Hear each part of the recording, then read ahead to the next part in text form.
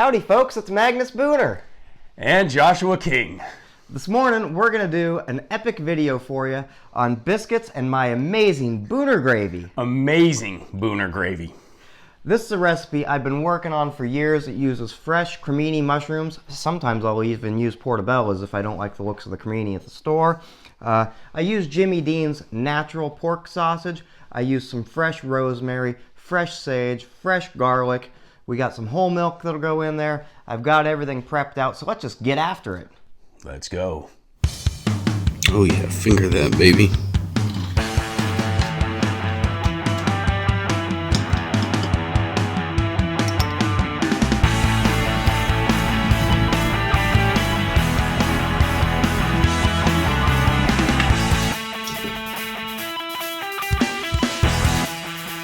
Yeah, you know, we used to do this to get the bugs out of the flour.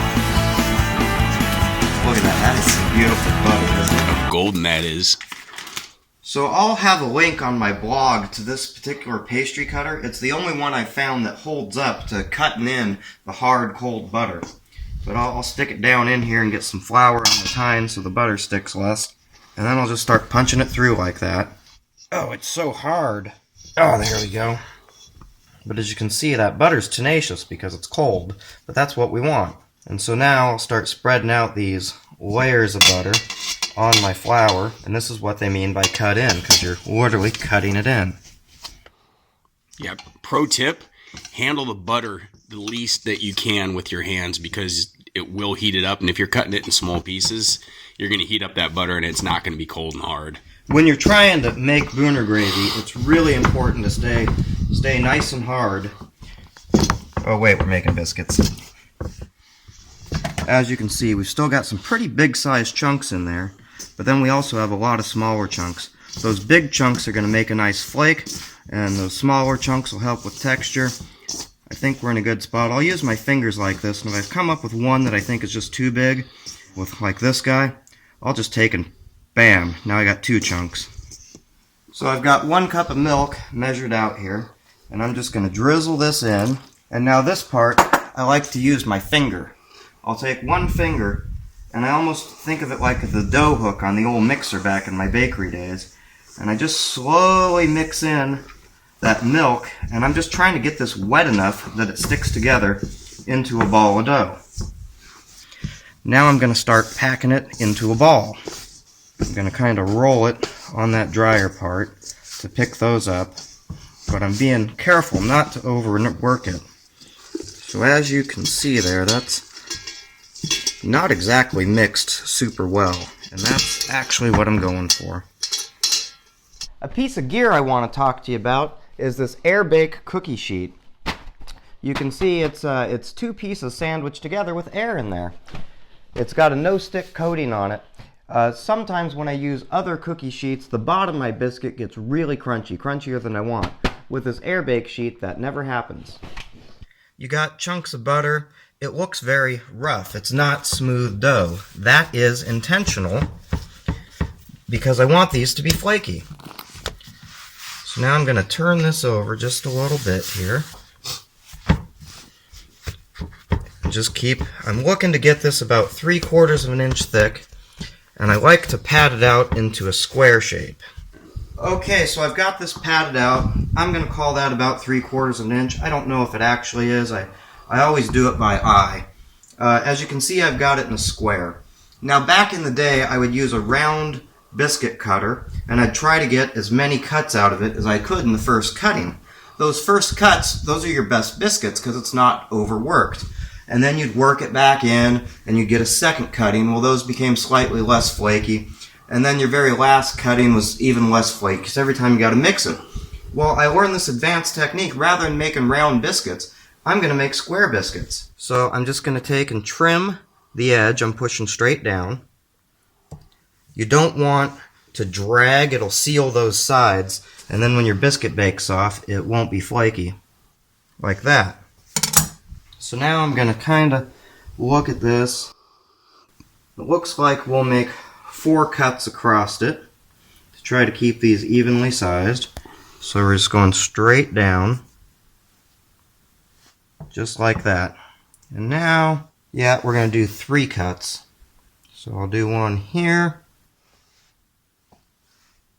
And so now I've got these nice little square biscuits that have just been cut once, so that's minimal handling. So that's going to bake off and puff up real nice. And these will be our 2 lower quality biscuits. What I might end up actually doing is as I thicken my gravy, sometimes I'll take one of these shitty biscuits and I'll crumble it all in and use it to help thicken. Or if I'm tasting my gravy, I'll use one of these subpar biscuits and use that when I'm tasting and getting everything going. And that way the people I'm serving it to, they just get the best biscuits. So here we are. We got some lovely lady biscuits just ready to get smothered in booner gravy. One of the things I'm going to do is I'm going to put this oven thermometer in Josh's oven. I take this with me everywhere because oven thermostats vary and rarely do they actually work correctly. Having this manual thermometer in the oven, I can make sure we're actually at the 450 degrees I want to be at, and so that way I don't overbake or underbake my biscuits. It's just one more way I can control the process. So now it's time to make that lovely, lovely booner gravy you ladies have been wanting. I've got a skillet here, and we're going to bring that up to medium heat. We're going to dice an onion and saute it in about a tablespoon and a half of butter. Booner gravy. I know some of you are probably sitting here looking at my big chub, a sausage, and you're probably thinking, well, my old lady doesn't like sausage. She can't handle the sausage. Well, if you got an old lady that can't handle the sausage, that's not a problem, because vegetarians like booner gravy too, and I've recently been working on a version of this recipe that's vegetarian friendly, and I'll have that up on the blog real soon. So if your lady can't take the sausage, that's not a problem. She can still have the booner gravy. Alright, so I've got this butter in here, and I was just bullshitting you about dicing an onion. Dicing onions is for suckers. I use these frozen diced onions so I don't have to screw around with it. So we'll get that butter on that cast iron real nice. Every good man always has a pocket knife in his pocket. There we go. There's a little onion skin, we'll pull that out. So I like to cook this until this onion just starts to get translucent and starts to pick up a bit of color, and then I start adding in other ingredients. These are 7 to 8 Crimini mushrooms, chopped up pretty fine. These have a lot of moisture, so I'm going to dump these in now to cook out that moisture. Those criminis are also going to absorb a lot of the butter and the fat from the sausage, so that just equals flavor at that point. Making proper gravy like this is not low-fat cooking, so that's why we don't eat it all the time. It's like a special weekend thing or when we got friends over, because, you know, we don't want to die of a heart attack when we're 50 years old. But at the same time, we're not going to scrimp on this and try to make it something it's not and make it a low-fat meal and then make subpar gravy. That'd be doing a great injustice to ourselves. And that's not what we're about here at the Magnus Booner Project. No, sir. We're going to go ahead and add the sausage. I've got my big chub of Jimmy Dean natural sausage. I use the all natural because it's not made with high fructose corn syrup and there's no funky shit in it. It's just good old, what's in here? Ingredients. Pork water contains 2% or less of salt, sugar, black pepper, sage, red pepper, and spice extracts. So the way I typically do this is I'll pull at the end of the chub and then I'll slice it and I'll get it opened up like that. And then I just start squeezing the chub and twisting it. Squeeze and twist, squeeze and twist. And I believe it's pinch and twist. And I'll just push it right out like that and get all that lovely pork sausage out of that plastic case. Now we start breaking down that pork sausage. Now as this pork sausage starts to cook, there's a lot of lipids in it. When I say lipids, I mean fat. I'm talking about your pork fat. Well, this is when we're going to add our spices. Here I've got my garlic, rosemary, and sage. All those oils they're fat soluble, so we want them to be in with the fat to help extract the flavor. So that's why we're adding these now. This is about 2 teaspoons of fresh ground black pepper. There's some smoked paprika, My favorite spice is in there, which is ground chipotle pepper. We've got marjoram, we've got basil, oregano. All that's going in now too. For the same reason, those spices, the capsium and the peppers, that's all fat soluble. So that's why we're adding it when we're adding all this fat. And we're just going to start cooking this until that sausage is brown. I can smell that ground chipotle pepper and it smells amazing. I love that shit.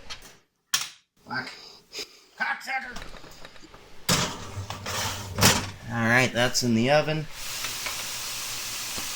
Alright, this has been cooking for a bit. You can see that sausage is cooked down. If you see the bottom of the pan, you see a bit of fat. That's good because now we're going to add flour. The flour in that fat essentially is going to make roux. What I've got is I've got 3/4 of a cup of this gold medal Wondra flour. This is great when you're making a sauce. It's kind of a thicker, coarser flour or granulated flour. It's got some minerals in it and also some malted barley flour and some weird stuff, and it's just really good whenever you're making a sauce. So I've got my bench scrapings from when I made my biscuits. Those are going in. And then I've got 3/4 of a cup of this flour. And as you can see, I got the heat on. And I'm going to cook that flour a bit and work up some melanoidins on it. That's going to equate to more flavor in the finished gravy. As you cook up that flour and create those melanoidins I'm talking about, you create some toasty, biscuity type flavors. Or nutty flavors. That's those melanoidins. It's the Maillard reaction. It's when protein's brown, essentially. Whenever you toast something, you're creating those melanoidins in that Maillard reaction. It just tastes like toast. Yeah, nice and toasty. Yeah, get in there deep, boy. Look at that. So one of the tricks to this is getting the right amount of flour and milk. So last time I made this recipe, I know I used 755 grams of milk because I weighed my milk before and after I poured it in.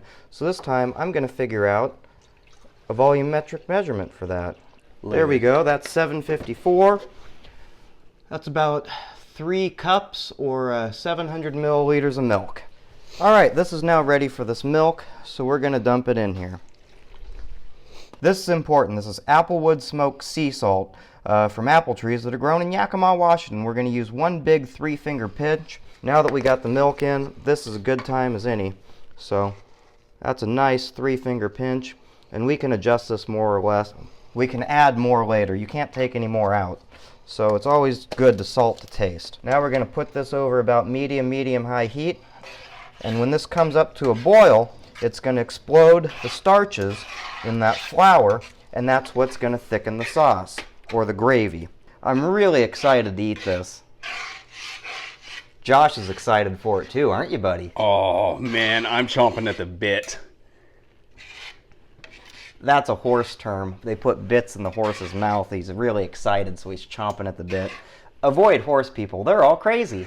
Right now, this looks like it's just a skosh thin, but experience has taught me we're probably at exactly where we want to be, and I'm not going to need to adjust the thickness of the sauce at all. Just look at that. Those bits of herbs and onion and mushroom, and God, it's so complex with all those aromatic herbs. I'll turn this all the way down to low. Double dipper, double dipper. It's okay, it's hot enough, it's pasteurizing, this is fine.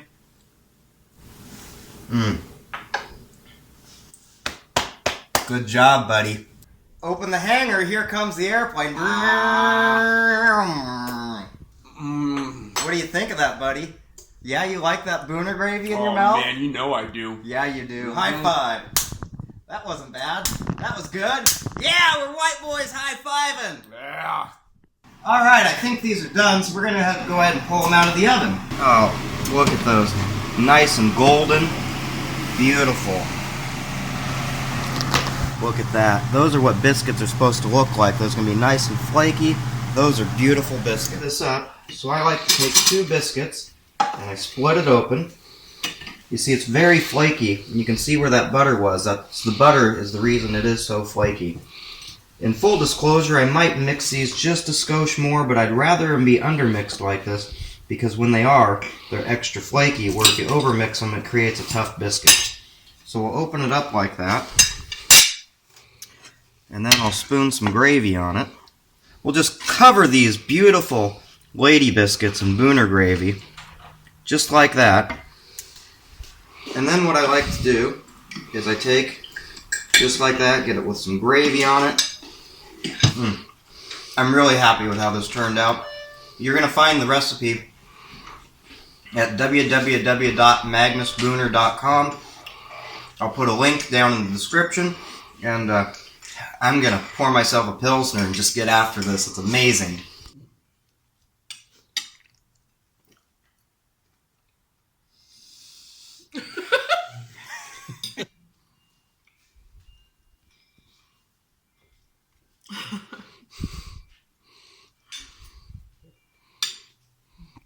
Oh man, I've been waiting for this all morning.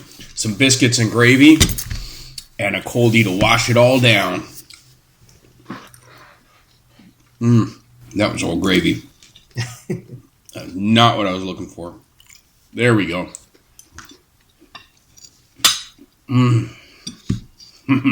That's good. I like to feel the Booner gravy in my mouth. It's hot, it's spicy. It's not hot, it's warm. It just goes down your throat. Prost. Prost. And this Pilsner is the perfect beer to pair with this breakfast. The herbal, zesty hoppiness cuts right through the lipids in that gravy and just washes it down. The hops, the herbs, the spice, it all just plays so well together. And this Pilsner just quenches your thirst.